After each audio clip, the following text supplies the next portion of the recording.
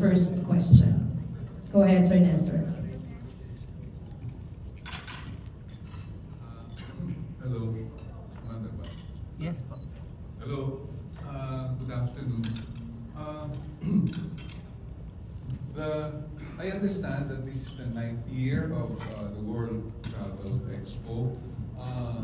We heard all of you, the panelists represent the different travel destinations and facilities and etc. Offered to local tourists. Is your focus mainly on local tourism? Do you not target international market? Yes.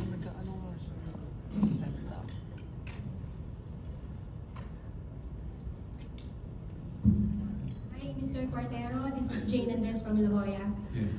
Okay, to I have answer a beautiful video. thank you so much. To answer your question, sir, we're not only targeting the local market, but we are also targeting the international market. In fact, last summer, we went to Taiwan. So, since Taiwan is an emerging market versus China, so we went to Taiwan and we partnered with travel agencies based in Taiwan. And we also connected with the travel agency of Taiwan here also in Manila. So from then on, we are having groups spending overnight in our resort. So this is like a traveling expo, no? We did it by ourselves, parang DIY lang. So we went to Taiwan since based on the data from the DOT, it's an emerging market. So we went there instead of China. So next year, since Korea is the #1 foreign traveler in the Philippines, we wanted to go to Korea next year. What has been the impact or the contribution of the World Travel Expo in the past 9 years to local tourism? I cannot answer that, Mr. Cortero. I think the World Travel Expo, I don't know who can answer that. Maybe.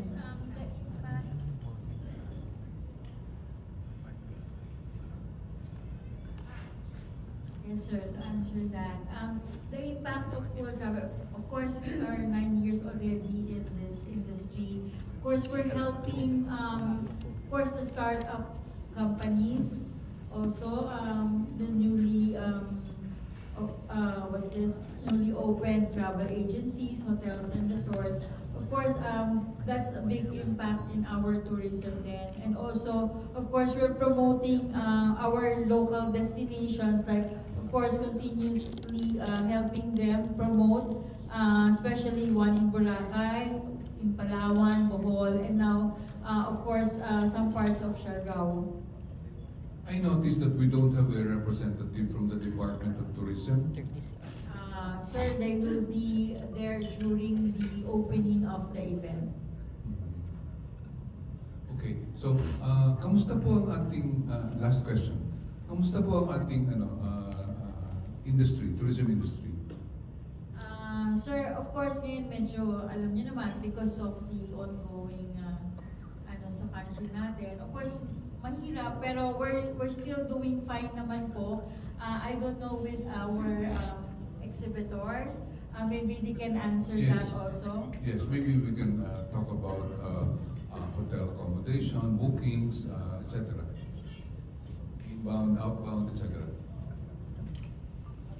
Good afternoon, sir. I'm Manila from the Hotel. Manila Hotel. So to answer your question, sir, we are very supportive of the activities of the Department of Tourism and Tourism Promotions Board.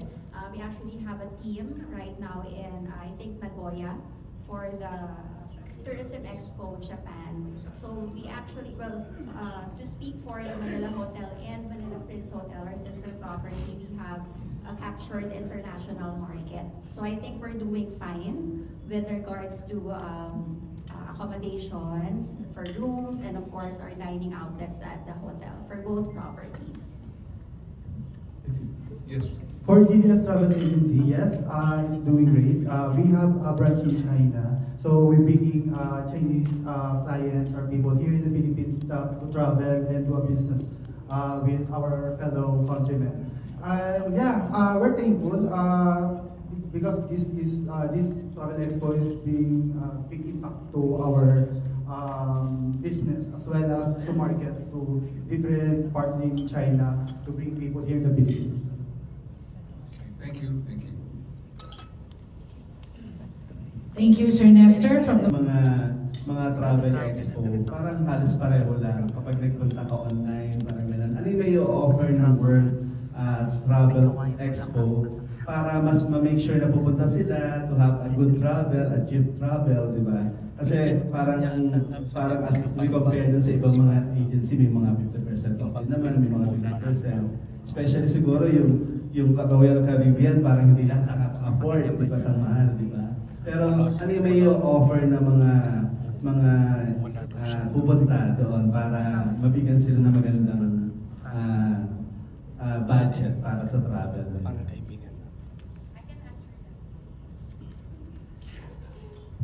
Bale, kay TravelMate po kasi, we offer po, lalo na sa mga expo, we offer discount, pero dun lang po, during the expo, lang po yung discount na yun. Then, other information naman po, like yung mga nakakausap namin through online, and yung mga walk-in clients namin sa mga offices, yun po, na-offeran din po sila ng discount, but mas malaki pong discount when it comes to expo po. I just want to ask yung Royal Caribbean also, di ba? Parang hindi lahat nakaka-afford to have. Maraming gustong mag-cruise, pero hindi lahat nakaka-travel because ang mahal-mahal. Ano ba yung may offer ng Royal Caribbean sa mga press, especially? Hindi ba sa press? Hindi ba sa mga traveler? Okay. So, thank you for that question. Actually, I'm very excited to answer that. So, for Royal Caribbean, I'd like to build on what TravelMate said. So we have exciting offers in store for you. You can only get them during the World Travel Expo.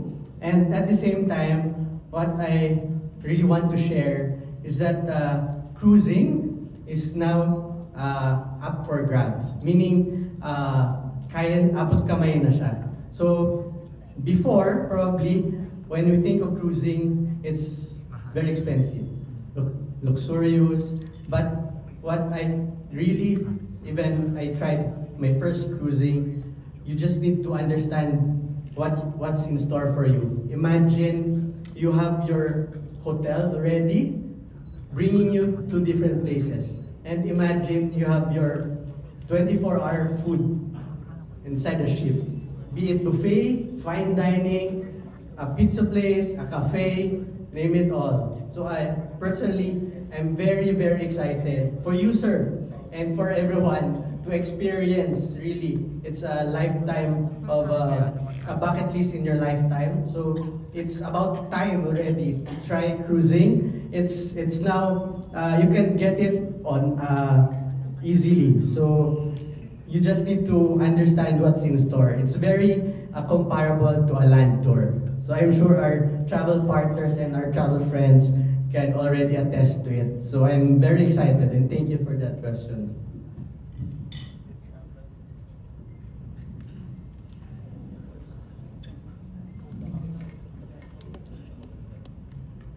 Okay, and thank you to the panelists. Yes, I'd like to add something to that, allow me. Visiting expos, whatever expo it would be, is a great chance for you to meet your supplier face to face.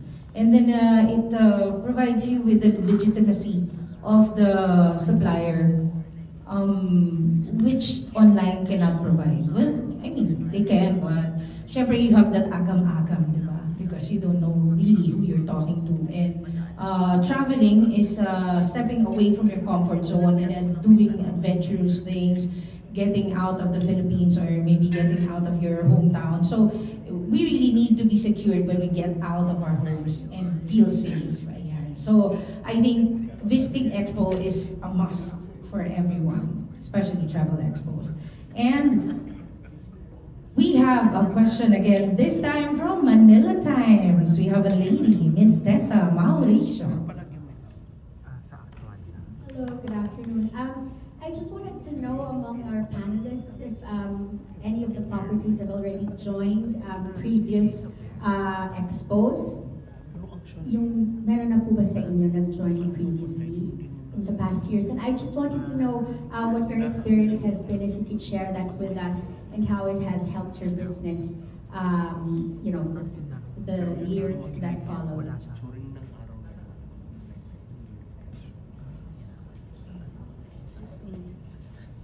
Yes, ma'am.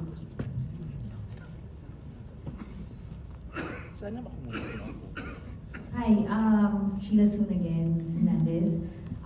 For us kasi, it's items.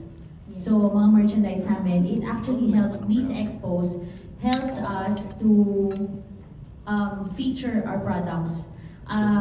Ma'am Jen mentioned that it's a face-to-face, parang face-to-face yung nangyayari sa mga customers mo. So you feel the customers, you know the customers, you will understand what they need, what they want, their pain points.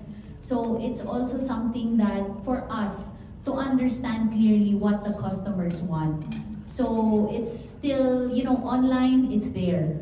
Nandiyan na yan eh, hindi natin kakalabanin yan.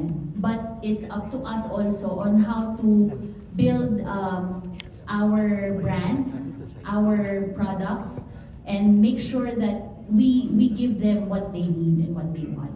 So that's helping us to market our products. That's a good answer po. Meron pa pong gusto mag-share ng experience nila having joined World Trade Expo in the past years?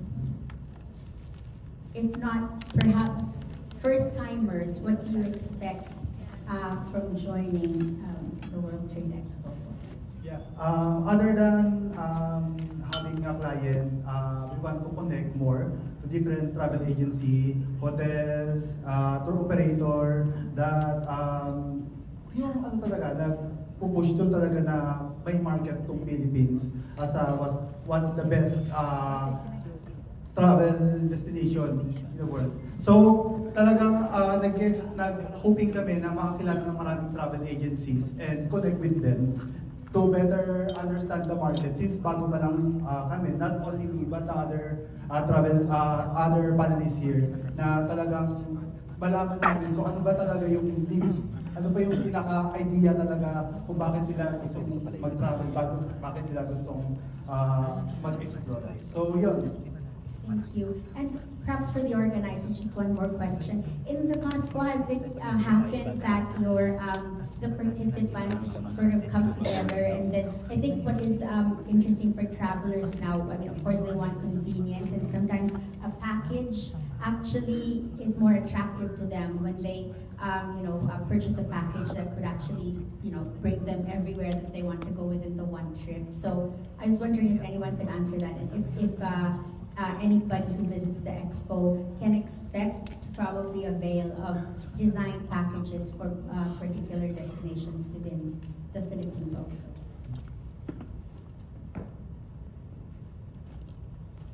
Nagkahiya kami, Mr. Joking point. Yeah, so I think last year also here at the space, we had one OFW based in Vietnam. She just launched her travel business. Pero ito naman, tinutulungan niya yung mga Pilipino na gustong mag-explore ng Vietnam. So nandun siya, tapos yung family niya yung nag-organize dito ng business. And she's based in Vietnam. So yes, they can curate, they can design a package for a family or for a couple.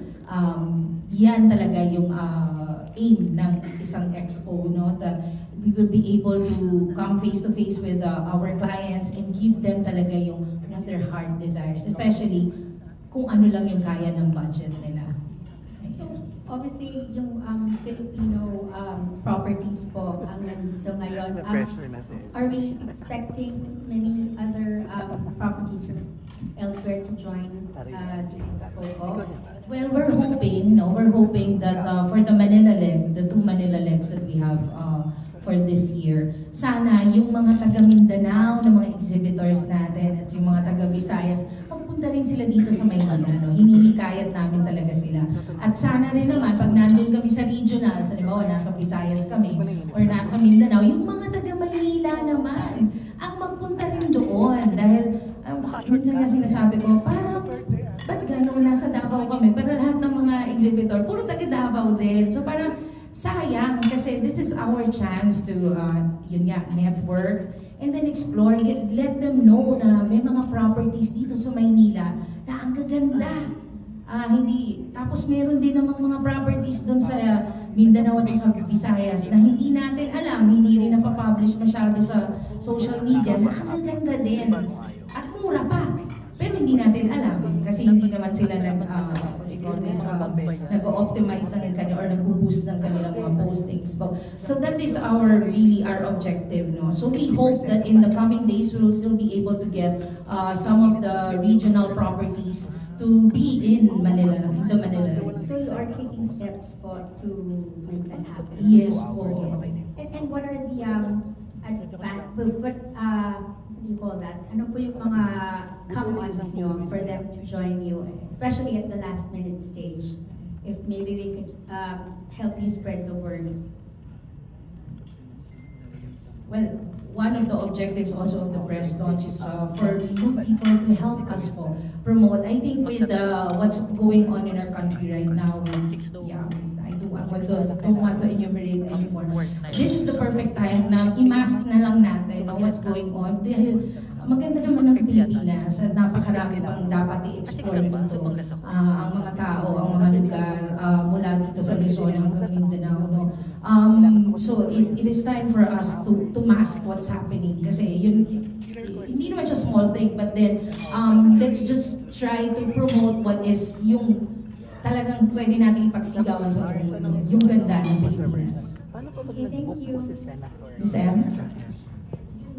We wanted to promote din this venue space kasi it's very new, no? So we want also na makapunta dito yung mga visitors natin dito sa mismong venue namin.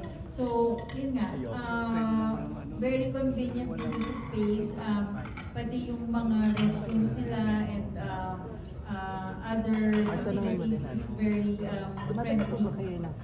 Yun nga, tsaka yun nga, easier yung pag-travel din dito. So, we're encouraging yung our media partners to help us promote this event and also the venue. Thank you. Thank you, Ms. Tessa of the Manila Times. Now let's move on to MJ De Leon of Glitz PH.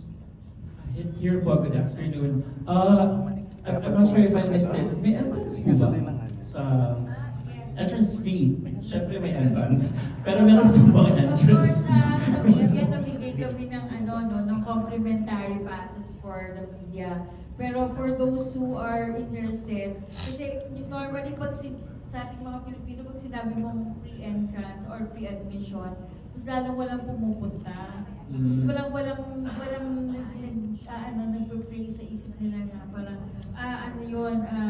free so walang excitement. So naglalagay din kami, at saka yun nga, para ma-distinguish din yung mga visitors natin. Kung ang free natin is 80 pesos lang naman for walk-in and 50 pesos for online registrants. So they could register beforehand online 50 pesos, walk-in 80 pesos. Student discounts, ma'am. Just asking. For students and PWDs, that's 40 pesos. 40. Okay. So marami na nag-register ng students. Pero yun nga. Speaking of that, more visitors pa. Yeah, thank you, ma'am. Speaking of entrance fees, ano po yung, this is already the 9th year, right? Ano po yung specific measurement of success ng Travel Expo? Is it the number of foot traffic, participating brands? How do we measure that? Aside from that, so participating brands, of course, ang masasabi naming success kami, kung yung mga exhibitors namin na nag-join is nag-ROI sila, na return yung investment nila or more. So that's why we're expecting more visitors para, of course, maraming mag-visit sa kanila, mag-book ng mga services nila, and then mag-book ng packages. Yeah.